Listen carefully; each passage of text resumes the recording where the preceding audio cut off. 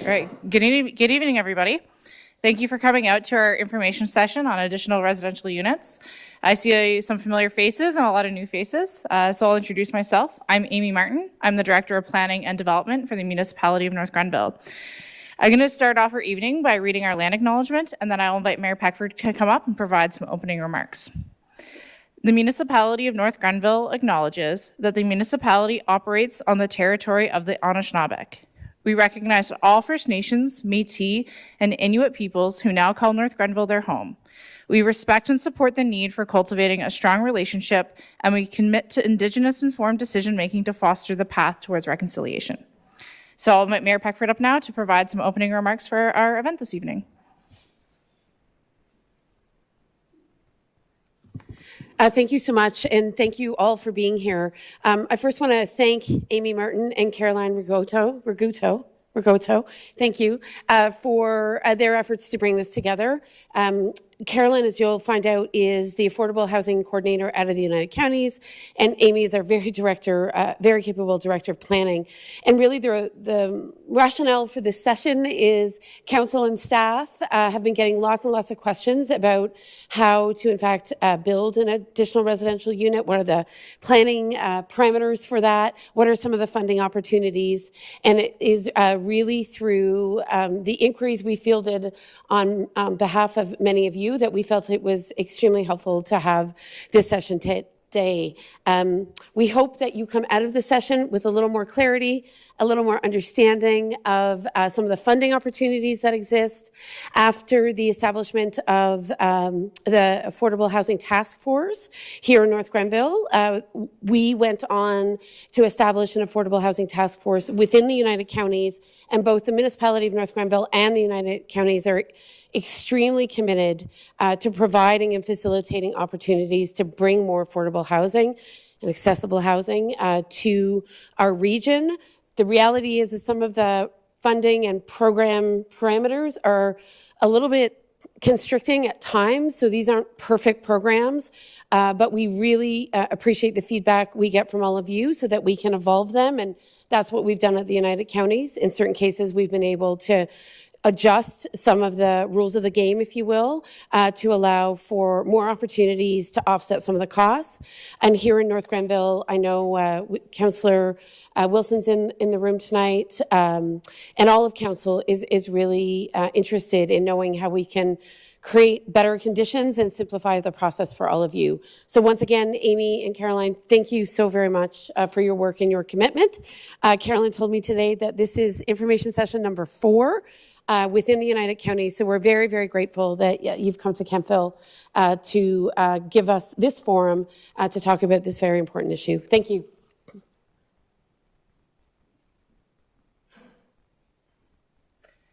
All right, so we're going to start it off with some information and just in general about what are additional residential units, what are the zoning regulations here in North Grenville, and some very high-level building code information.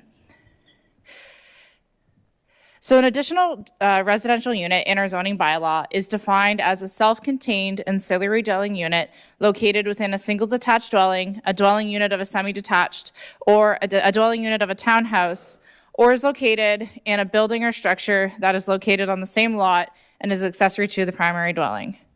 So what does that mean? So that's planner language, but a lot of people work better with visuals. So an additional residential unit could be a basement apartment. It could be a converted garage that it's an entire unit in itself. It could be a apartment above a garage, so a loft apartment in a detached accessory structure. It could be an addition to a house at the back, as you see in one of the images here. It could be the conversion of an attic space, a portion of the house. It really can be a multitude of, or a combination of the both. So in our zoning bylaw, we allow for up to 2 additional residential units on a property, one within the principal dwelling itself. It could be a semi-detached, a townhouse unit, or a single detached, as well as one located within a detached structure. So there's a lot of possibilities when it comes to establishing an additional residential unit on your property as to what it could look like. It's going to depend on a variety of factors, including what your lot size is. So if you have a larger lot, you're more than likely able to accommodate a detached structure. A lot of people would be familiar with the term the term garden suite or a granny suite, just that separate structure located in the rear yard of a property where you might have a family member or an individual that you've just rented the unit out as a tenant that you might not know. So our zoning bylaw does regulate additional residential units. We do have policies just to ensure that they remain accessory to the residential use. So under our zoning bylaw, we do have a provision where you cannot exceed 50% of the gross floor area of the primary dwelling unit. So when we talk about gross floor area, we're talking about the entirety of the house, not just the footprint, but you add the basement, if it's habitable, you add your first story, your second story, those all add up, and 50% of that is the area maximum that you can use for an additional dwelling unit. We do allow for the entirety of a basement to be converted, just recognizing that you're not going to convert 49% of your basement and have that little 1% left that's attached to the primary unit. In certain circumstances, and what we're seeing in newer buildings is that they're building them outright where there's a separate entrance into the basement unit, and that there's not necessarily an access into the upper unit. So they're keeping them separate by design. We do have provisions that you have to have the parking located within the same driveway. So you're not permitted an additional driveway for the additional residential unit. And we do allow for tandem parking. So that's parking, when you pull in, you're stacking the cars. You don't have to have a wide driveway where you have to be able to park 3 or 4 cars wide. We do allow for the stacking of cars. So a detached additional residential unit, so when it's in a separate structure from the house, it cannot be located closer to the street than the principal dwelling. And again, we're just trying to encourage that uniformity with the existing street so that the additional residential unit isn't creating a streetscape that's irregular. We have some exceptions where we've allowed for the additional residential unit to be located in the front yard based on site constraints. We do have some detached structures. Typically, you see those where, especially along the river, because most of the houses are located closer to the water than they are to the road. So we've allowed for some exceptions. Lot coverage and yard setbacks are applicable. So in our zoning bylaw, we do regulate how much of your property you can occupy with a structure, and the side yard setbacks and the front yard setbacks, those still need to be respected. And we always encourage pre-consultation with our planning department to ensure that a proposed detached additional residential unit meets our zoning standards, as well as one that would be in a principal dwelling. I did leave my business cards out there. I jokingly said to my planning clerk that I would not leave hers out there so people wouldn't inundate her with emails, that they would inundate me. But I do have a general email that you can also reach our planning department at after the fact if you ever want to discuss a proposed additional residential unit that you want to put on your property, or the conversion of a space within your existing house. We do require building permits, and this is to ensure adherence to our building code and our fire code. And as I mentioned before, we do have lot coverage provisions, and the zoning bylaw provisions were provided out on the table, but always happy to take a look at a proposal you might have to ensure that you're meeting our general provisions for lot coverage for accessory structures. So a building permit is required to convert an existing dwelling to accommodate an additional residential unit, or to establish a detached structure on your property with that additional residential unit. I'm not going to get too down into the weeds in regards to the building code, but what I will say is that the building code establishes minimum floor area requirements for dwellings, including window openings and ceiling heights. And then consultation is always encouraged with our building division prior to any renovation project or the establishment of that additional residential unit, just to ensure that you understand the parameters that you're going to have to meet and any additional code requirements, whether it's from the perspective of what you have to submit in regards to engineering or designer information. And one thing I wanted to highlight is that we have some upcoming housing initiatives here that the municipality will be endeavoring on. We were successful in receiving funding from the federal government through the Housing Accelerator Fund, and some of those funds will be used to help establish our own loan program, and Caroline will tell you about the counties very shortly. But we will be looking at a municipal program here in North Grenville, but more excitingly, we're looking at the creation of 3 plans for additional residential units that are detached, that any individual could come into the municipality, it's permit ready, minus a few other details as to where it's going on the property. And it just makes the process that much easier. It reduces your costs in having to go out and have someone design an additional residential unit for you. And we've had it pre-reviewed. So it just makes it that much easier to get your permit and to establish an additional residential unit on your lot. So that ends my formal part of the presentation. Caroline, did you want to do your presentation? We'll take questions. Perfect.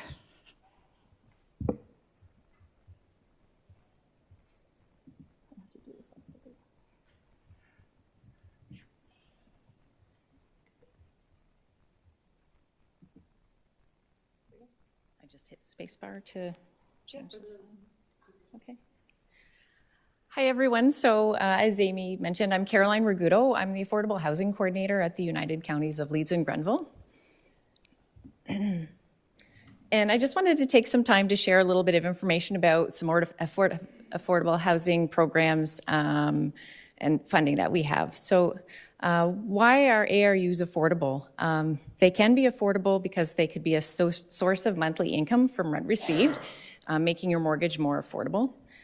They can increase the value of your property. And if you live in one, tiny homes and ARUs tend to be smaller, which can mean lower energy costs than a traditional unit. Some financial things to think about, though, is that your property taxes may increase as a result of the increase in your property value, and your insurance might increase in cost if you're adding a rental unit to your property. When I was putting the presentation together, I came across this property that was listed for sale in Leeds and Grenville, and I thought I would share it just to show an example of a home that has an additional residential unit in it. As you can see from the street view, it just looks like a regular single-family home, so you can't tell that there's multiple units, and it's quite charming.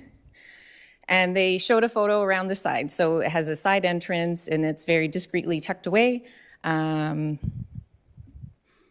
And then inside of the unit, you can see it sort of has everything you need. It looks like a very cute unit in terms of it has its kitchen and sitting area, just to give you an idea as to what one could look like in your home. So the realtor did me a favor by figuring out how much the mortgage would be on this home, and I did rejig the math using the affordable rents under our secondary suite program. So just to give you an idea, purchasing this particular home for a 25-year mortgage would cost just under $3,000 a month. And if you do have it rented to a tenant under the affordable rate at $990 per month, the bottom line brings it in at $1,900 per month. So that can make a really significant impact on your finances if you are looking at renting a secondary suite. So I would like to tell you about the different funding programs that are offered through the United Counties of Leeds and Grenville. The first one we have is the Ontario Priorities Housing Initiative called OFI, which is geared towards homeowners, and it's funded through the province of Ontario. And then we have another funding program called the Leeds and Grenville Landlord Secondary Suite Program that's geared towards small landlords, and it's funded entirely by the United Counties. So the purpose of these programs really are intended to increase the supply of affordable rental housing in Leeds and Grenville, and this is done through the creation of a secondary unit that's rented at an affordable rate for low-income households. So these types of units can really be easily added.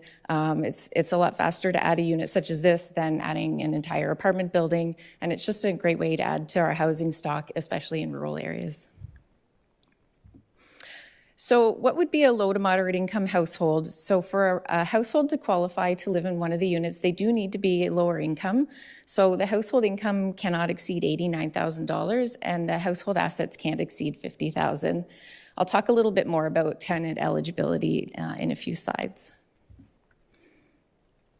So the loan programs are provided in the form of a forgivable loan. So what a forgivable loan is, it is a loan in which the entire amount or a portion can be forgiven or deferred for a period of time by the lender when the loan's terms and conditions have been met.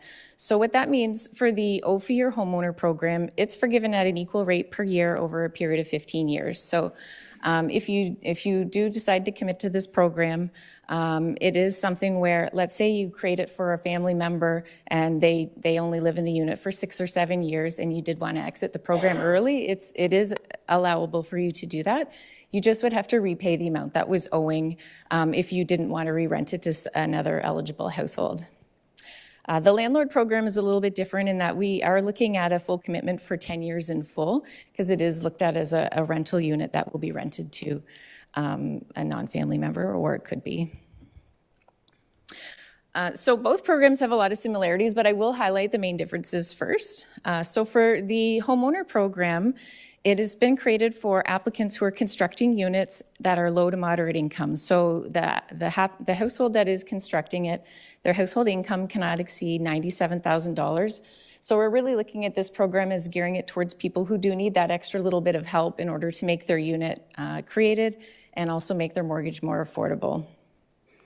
The units constructed under this program must be located on the property of the primary residence of the homeowner, and the maximum amount of funding per household is to build one unit for up to $25,000. For our landlord program, it is intended for small landlords to create a secondary suite on the property of an existing residential unit. So let's say if you have a single family home that you're renting and you'd like to add a unit to it, you can create, then you'll end up with 2 rental units. The small landlord does mean that it's a person or a corporation that owns between 1 and 10 units that are subject to the Residential Tenancies Act. And the maximum project funding is up to $50,000 for the landlord program. So for the rest of the slides, the program criteria is the same for the homeowner and the landlord program. So eligible projects under these programs are to create a new secondary suite within the United Counties of Leeds and Grenville, so it has to be located here. And it can't be a renovation of an existing suite. So we're really looking at adding to our housing stock by creating new units. They do need to be modest in their floor space and amenities, and the projects must have design drawings, building plans and permits in place to apply for funding, as well as project costs. So if you're looking at applying for a funding program, first you need to talk to the municipality, get your plans approved, get your building permit in place, and you're ready to go, but you're just looking for some help to make it happen. So the types of costs that are eligible under this program are directly related to creating the secondary suite. Plumbing, electrical, framing and insulation, drywall, fire separation, doors and windows, kitchen and bathroom fixtures and cupboards, soft costs, and labor is unfortunately not eligible if you are doing the work yourself. I think I forgot to mention that the funding programs, when they were rolled out by the province, they were referred to as secondary suites, and the term secondary suite, additional residential unit, or additional dwelling unit are all interchangeable. I just didn't want to get confused there. Projects that are approved under the program are secured on title for the duration of the loan forgiveness period. So again, that was 15 years for the homeowner program and 10 years for the landlord. And applicants will sign a funding agreement with the United Counties. Construction does need to start within 120 days of project approval and completed within 24 months of signing the agreement. So when you're looking at applying for funding, we're really looking at you're ready to start your project as soon as possible and get it finished. And the counties does confirm annually that rents are charged at the affordable rate and that your mortgage and taxes are paid up to date each year as a part of a condition for the funding. Funding is paid out according to construction milestones, so 25% at the plumbing pass, then electrical, building inspection, and occupancy permit would be the final payment. And I really did want to highlight that the tenant selection, you would be the one choosing who moves into your unit. However, the tenants do need to meet eligibility criteria to move into community housing, which is assessed by the Social Housing Registry. So you would select the tenant and send them to the Social Housing Registry to complete an application form, and they would assess their income and assets and other criteria to ensure that they qualify to move into a funded unit.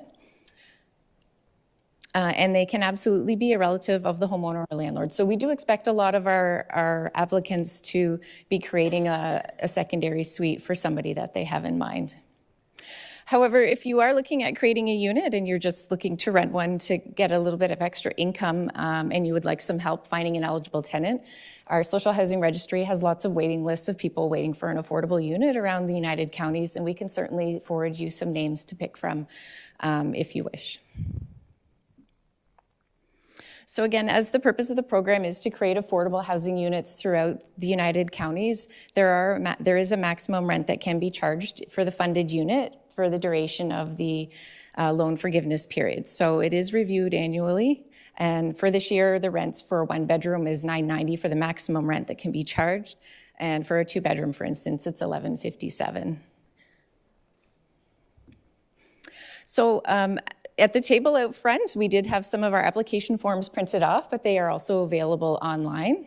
And there's some fact sheets for our programs as well. And this is the contact information for our social housing registry, so it is included on the information sheets. I would encourage you early on, if you're thinking about applying for the funding program, to contact our office just to talk about your project. And the case manager can walk you through the application process and answer any questions that you may have. And then that's my information as the Affordable Housing Coordinator. And then I think we can take time for questions. So if you would just, I guess, one at a time, raise your hand, and then we'll just sort of signal to you when it comes time, and you can let us know your question. Okay, sir in the black shirt.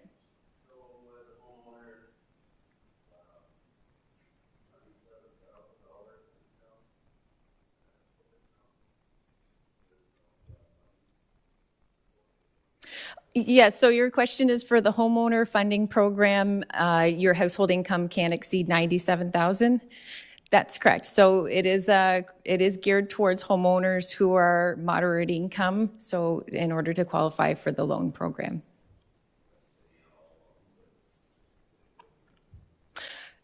For the secondary suite funding for the homeowner, yes. For the landlord funding program, there's no cap on the income or assets.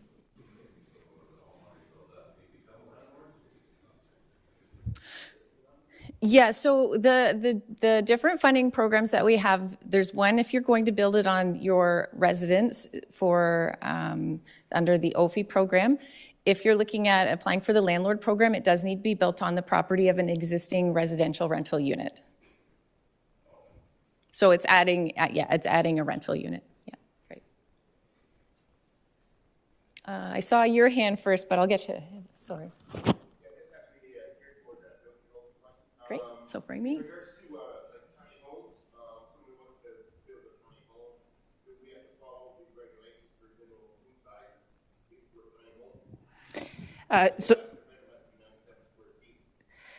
So the question relates to building code questions in regards to minimum floor areas for tiny homes. So yes, you're required to follow the Ontario Building Code when it comes to those minimum area requirements. And I don't have the information on me, but we can circulate it to all the people registered this evening. I do have that chart as to what the current Ontario Building Code requires in regards to that minimum size. And I'm not 100% certain, but I do believe that the ministry handout that I had also put on the table out there, if you were able to grab a copy of it, would have some of that information of what you would have to meet to ensure that that the spaces you're creating just meet the Ontario Building Code minimums. So they have certain requirements for, a dining area versus a bathroom versus a bedroom, and there are also certain requirements in regards to window openings, and that's to allow for egress in the event of emergencies. More particularly for basement apartments, because that can become a challenge too with basements where you might have your ceiling height is it's almost below grade. So those are some considerations that you'll have to look at if you're converting that space. And I think I saw somebody over here previously, the person with the hat on there.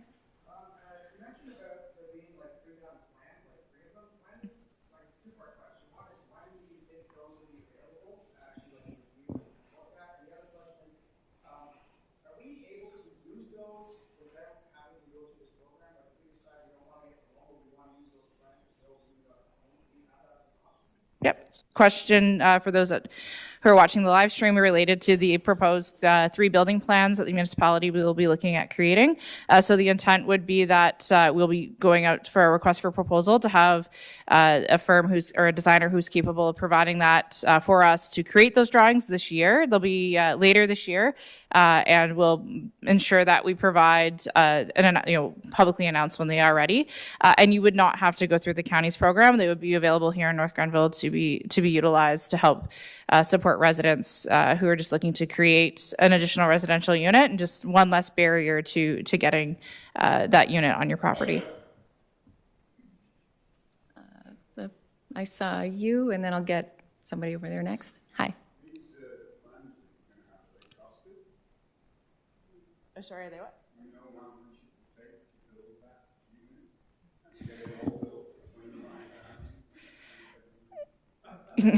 It's an excellent question. So the question asked was, is there going to be a cost estimate provided?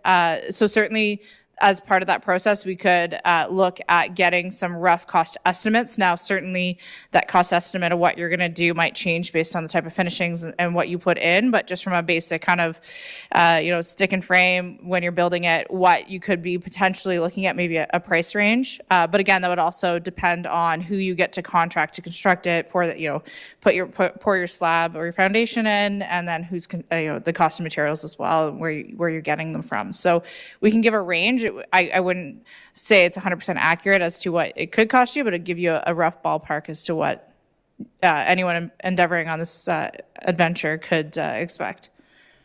Don?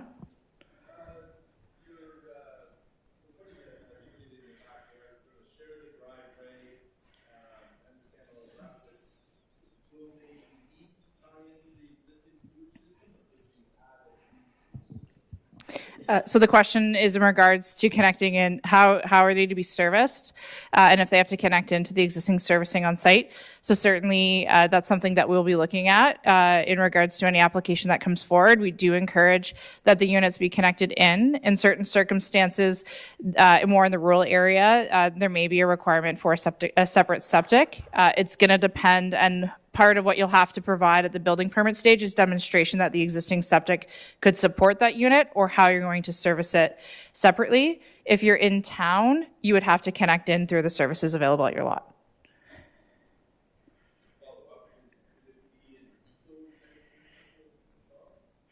So the question was in regards to the installation of an eco-type system. Certainly that would be something I would encourage you to talk to our building department about when it comes to more of those site specifics, what you can and cannot do under the building code. At the back? For the homeowner program, if you're doing a suite, say for example in a basement for an elderly parent, does that suite have to have a separate entrance, or just that suite, or it can be a shared entrance into the home, or go downstairs and go up? So the question is in relation to if you're converting a space in your house for a relative, and what are the requirements for entrances. We'd have to look at that from a building code perspective. So there's certain separations that you'll have to meet under the fire code as to how that's achieved.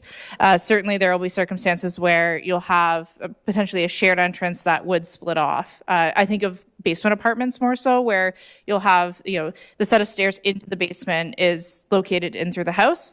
But those are all details that when you're going on that, your journey of creating a unit within your house, how do you design that? Certainly reach out to our building department and they can walk you through what those entrances could look like. I know with newer designs where you're purpose building an additional residential unit into the basement, they're often now automatically just having a separate entrance from the exterior. But when you're retrofitting older homes or homes that are more than 5 years old where that wasn't included, you're often looking at that scenario where your stairs and your access is located within the principal dwelling. Are you there, sir?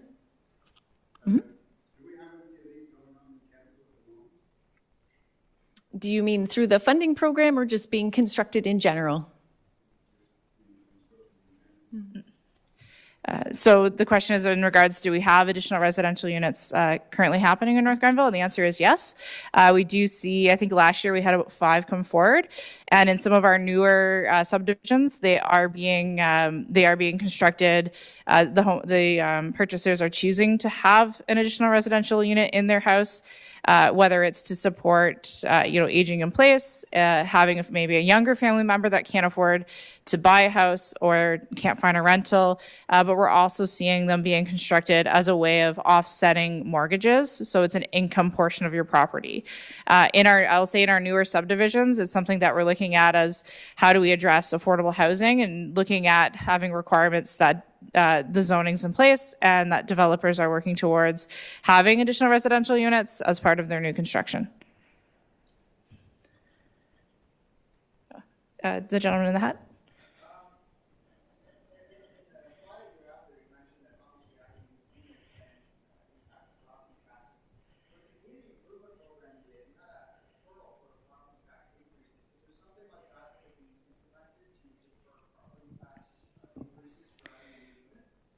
So the question is in relation to the community improvement plan that the municipality had in place and the tax increment grant program, and if something would be considered in the municipality for additional residential units. So at this time, that program would only apply within the downtown, and it's more geared. I believe it's more geared towards multi-residential units that are being constructed. In the future, it could be a consideration should that be direction from council to establish a community improvement plan that's more targeted towards additional residential units and affordable housing. And it's certainly something that we could take a look at when we look at establishment of a loan program for additional residential units through our Housing Accelerator funding.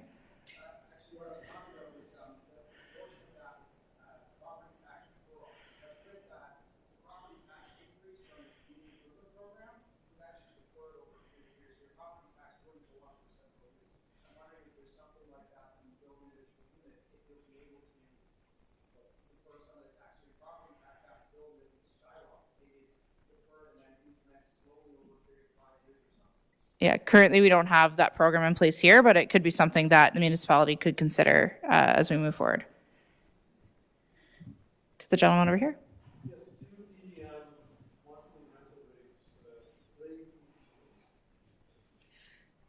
So for the homeowner program, the maximum is separate from utilities. In the landlord program, it is stipulated that for instance, the 1 bedroom is $990. The utilities have to be included in that cost. The back. Sure. That one there, or the rental. Oh, yeah, okay, yeah, sorry. Went too far.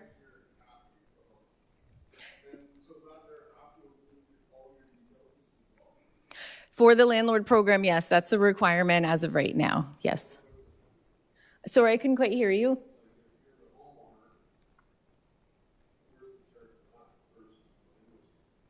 I couldn't quite hear. So for the residential one, $990 is the maximum for rent, and you could have extra costs for the water or electricity and heat and whatever. Yes. The gentleman with the hat there.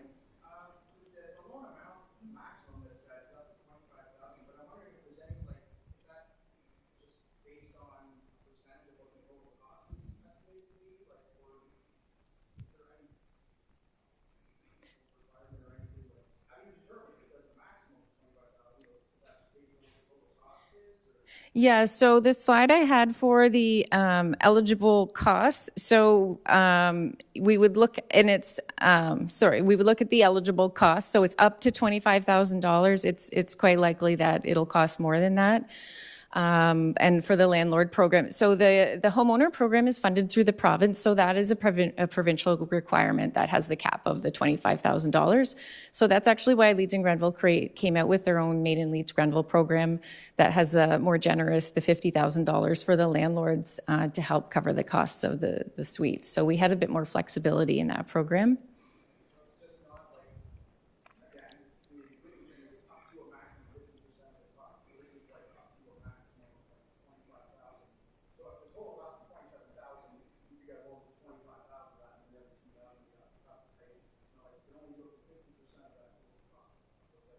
That's my understanding. It's up to $25,000, and then they look at your eligible costs for that. So if you were able to, do a unit within that cost, then, and then anything beyond that, the homeowner would be responsible to pay themselves. Sure.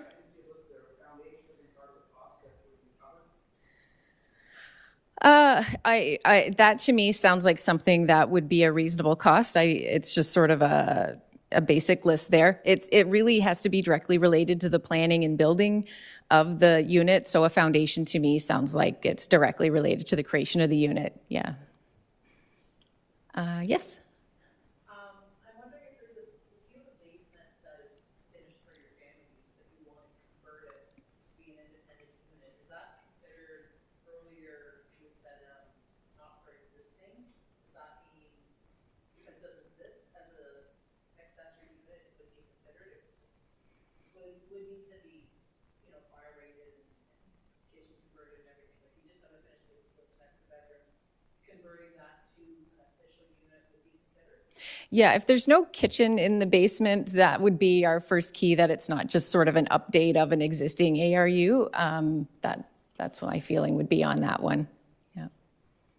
Yes, just right there. Yeah, so in a similar way, if there's an existing accessory building on the lot that's not used as a residential unit, not equipped as a residential unit, the renovation of that existing building to become a residential unit would fall. Yeah, so like, let's say you're renovating a large garage or something like that, then that would be something that would be covered under that program. Yep.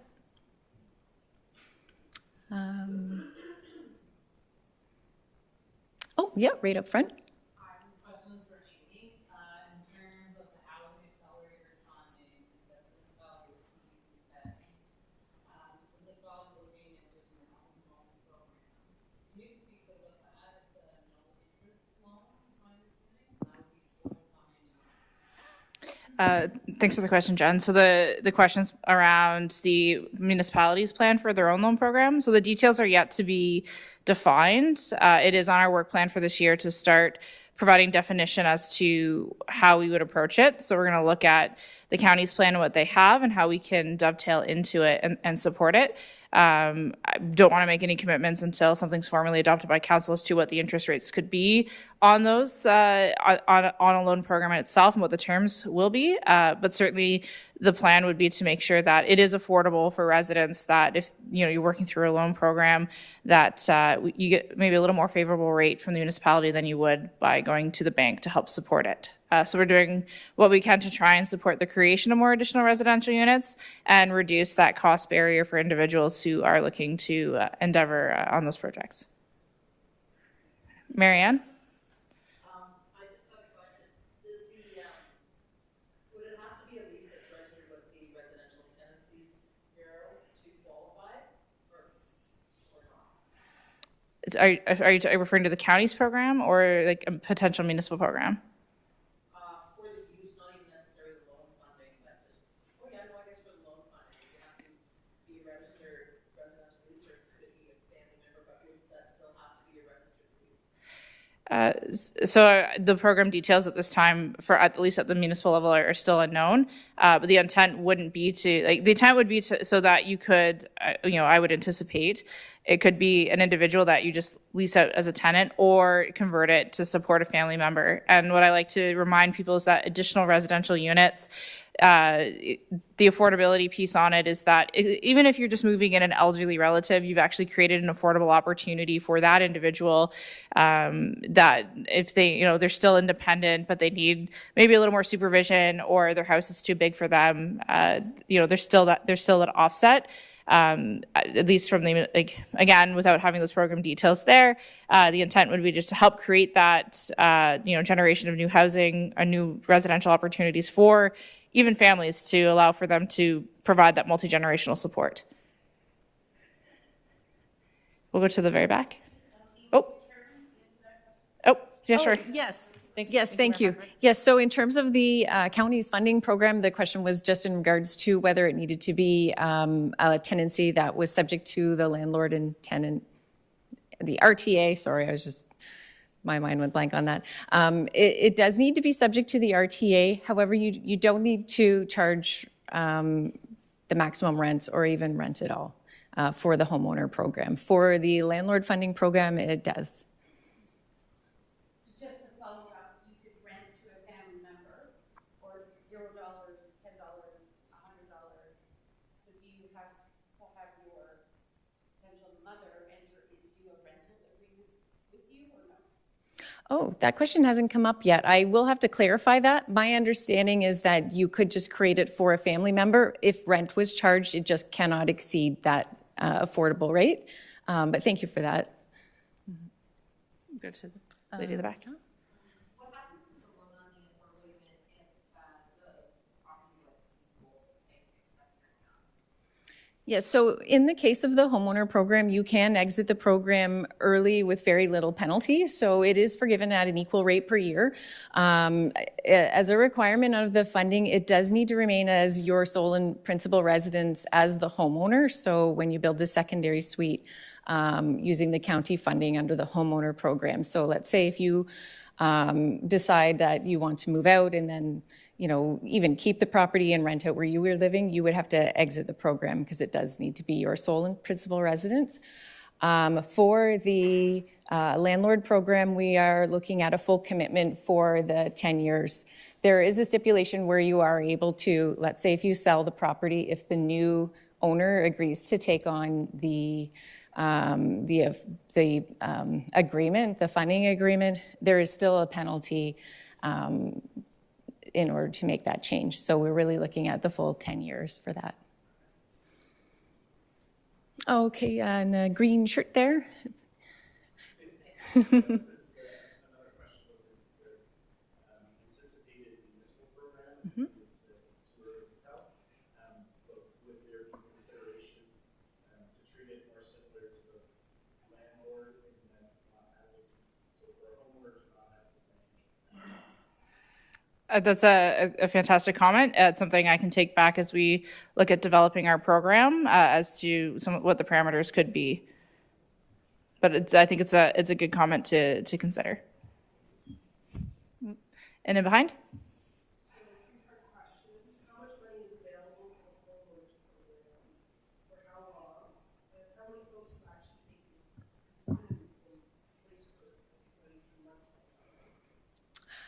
I believe it was maybe around 2021 that it program came out in April. So there has been very little uptake in the homeowner program. We have had a couple of different applicants who qualified, but their intended tenant didn't qualify. So that was one reason I wanted to really highlight today. If you're thinking about applying for the funding program and you know it's for a family member, then that's why it's important to have them screened first before you go through the whole process. The amount of funding, I don't have that information with me today, but what I can say is at this point in time, there's plenty of funding available based on the demand that we've had. So if you're looking at applying, there's funds there. The Ontario Priorities Housing Initiative funding does end at the end of this year. So I think it's a 4-year cycle, the Ontario government rolls out different affordable housing programs. Previous to this one was the IAH, or Investment in Affordable Housing Programs, and then this is the latest one. So we just have to stay tuned to wait to hear from the province as to what type of program might be coming out to replace it. And pardon me?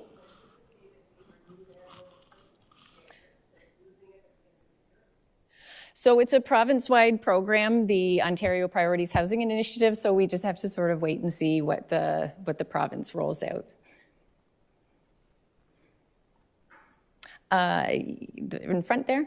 Mm-hmm. Yeah, so given the limited uptake, has there been any consideration to reevaluate the eligibility criteria? Yes, the thing about the Ontario Priorities Housing Initiative, it is a provincial program, so we really are locked into a lot of the criteria. So it is rolled out in the way that the minimum affordability period, the maximum loan amount, things like that really are, they come with strings attached from the province, which is why we did come out with the Maiden Leads Granville program, where we had a little bit more flexibility in terms of, trying to offer a little bit more funding, a bit of a shorter affordability period, and less criteria just in terms of the applicant eligibility. Yourself there?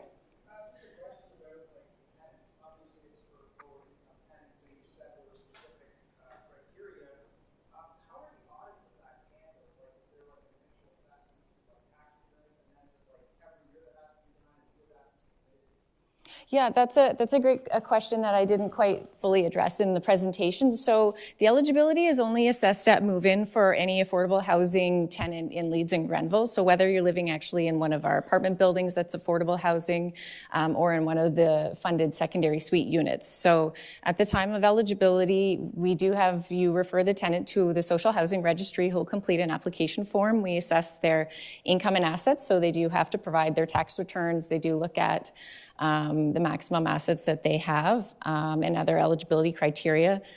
They will let the landlord know and the tenant know, potential tenant, whether they are eligible to move into a unit. And then once they move into a unit, their eligibility isn't assessed again. So they're allowed to continue living in the unit as long as they wish. So let's say their finances improve, they aren't penalized or they don't have to move out of the unit. They can remain. Okay.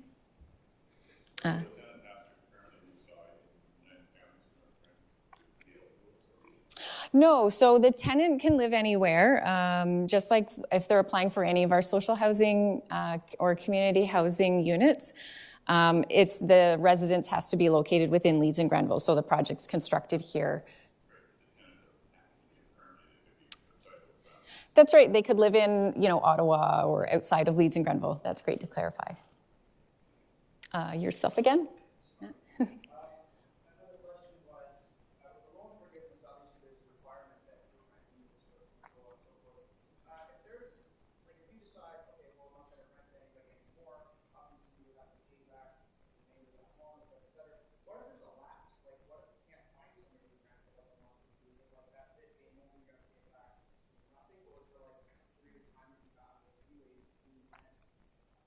So right now in our funding agreement, we do stipulate within 60 days because that would be what we expect a typical reasonable period. However, we would want you to speak to us. So if you're having trouble finding a tenant, that's where we could offer assistance. So again, we have lots of social housing wait lists of tenants who already meet the eligibility criteria. We could certainly send you some names that you could pick from. You wouldn't be locked into any of them, but it could just help you find the unit, or we could, offer supports and suggestions as to how to get the word out about your unit that's available.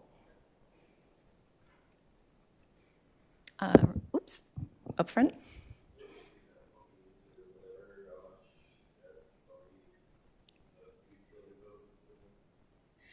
Oh, so you're asking if a bunkie would meet building code? Okay.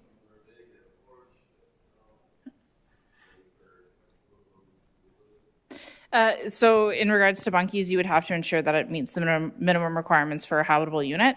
So if you do have a bunkie on your property that you're interested in converting, I would encourage you to reach out to our building division to have those discussions as to what you might have to install. There would have to be washroom facilities, a kitchen facility. Yep. Yep.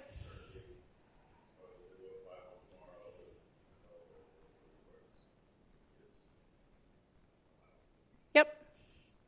And I didn't provide this, I didn't provide it in my presentation, but we no longer have any minimum floor area requirements. There used to be a floor area minimum in our zoning bylaw.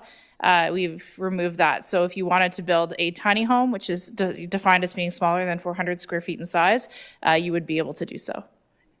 And even as a principal dwelling, you could have a tiny home on a property. You don't necessarily need to build a 1,200 square foot house. If you are a person of modest means and you don't need a big living space, a 400 square foot dwelling may be suited for you. So.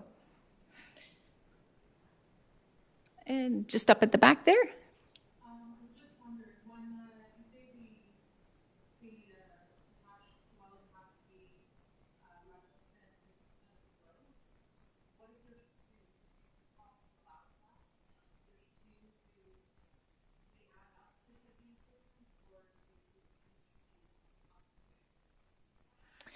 So they each could be up to 50%. So you could have a basement unit, and then your gross floor area calculation, say you had an 800 square foot house with a finished basement, which is also an additional residential unit, and your upstairs is around 800 square feet, you'd be able to have an 800 square foot additional residential unit in an accessory structure.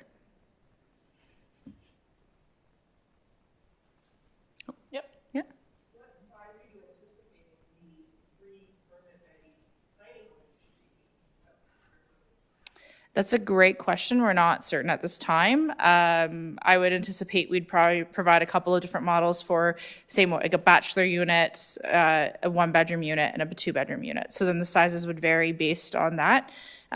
We'd be looking, again, trying to create something that would be affordable to build and based on average square footage of a home, could be accommodated with that 50% gross floor area in mind. That is correct.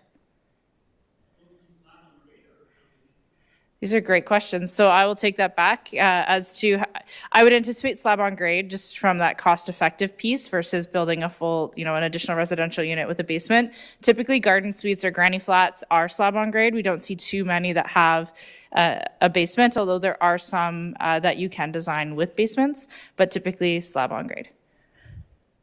Yeah, at the back.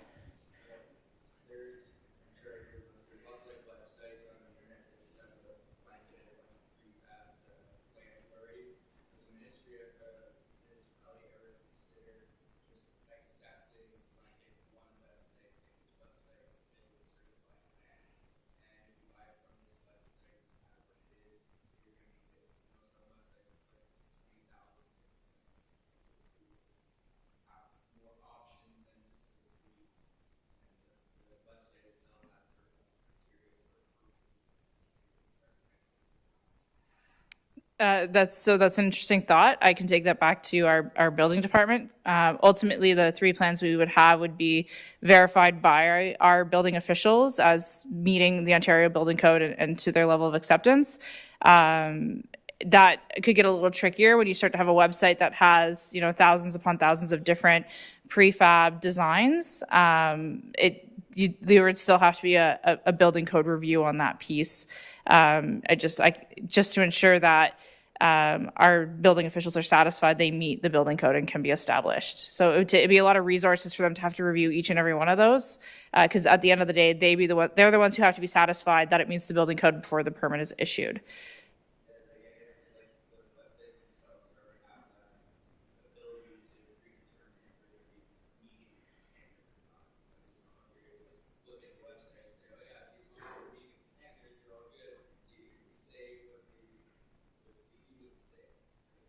Yeah, no, yeah, certainly it's something I can take back and discuss with our chief building official.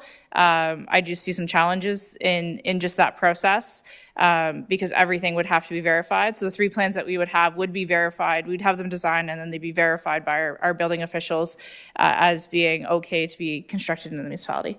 Yes?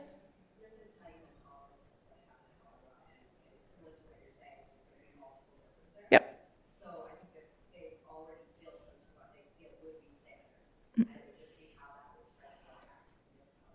Yes, and I know that the province has also changed certain requirements because we had it close to home where there was a group of students who built the tiny home unit, and it became a bit of a, no municipality in the area was comfortable. I shouldn't say no, but the ones they approached weren't comfortable because they were constructed in a more like factory setting. So I know the province has changed those rules as to what those requirements are for like certifications. Some of the larger home builders for the more modular homes, they're CSA certified. So I'm not certain if the province will move into kind of that standard. Yep. Yes.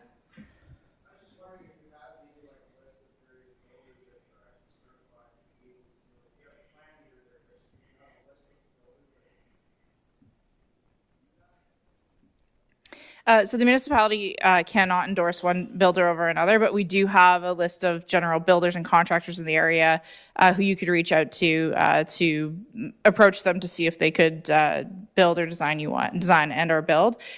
Some individuals like to build themselves, so that certainly would be permissible. You would just have to ensure that you've got the appropriate designer or engineer on the drawings to proceed with that. So, gentleman in the front.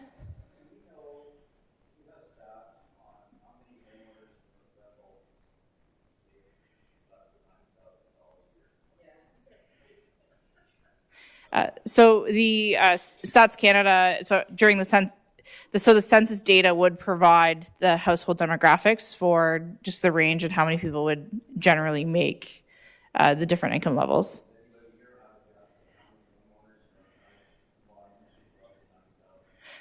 not without pulling up the Stats Canada data.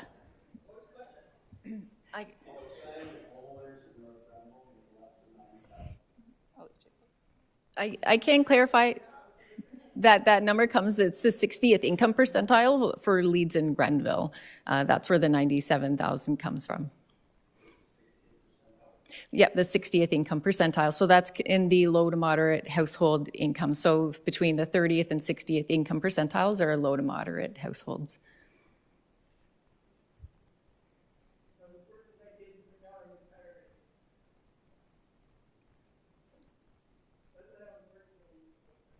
So you can still build, you just can't look at it. Sean?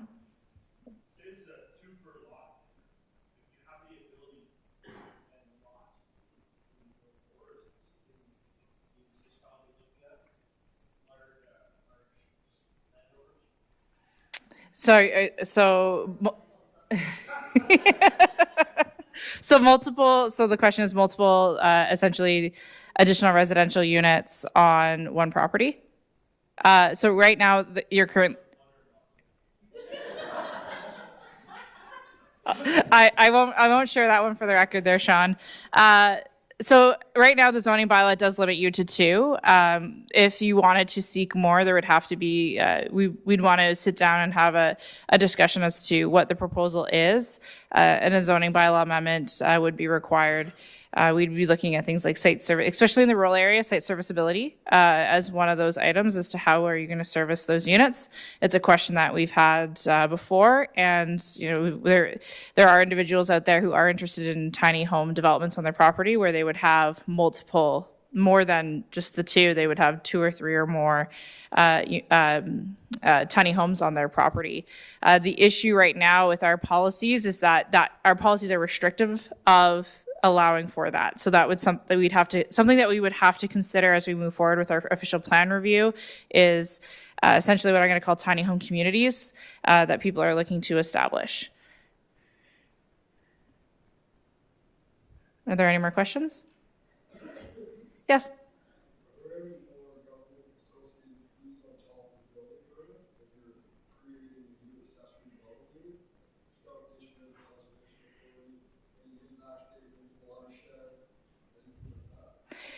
So it's going to depend on where your property is located, and if you're near a water course or any kind of feature that the conservation authorities would regulate, and there may be some permitting requirements. There are no development charges for the creation of an additional residential unit.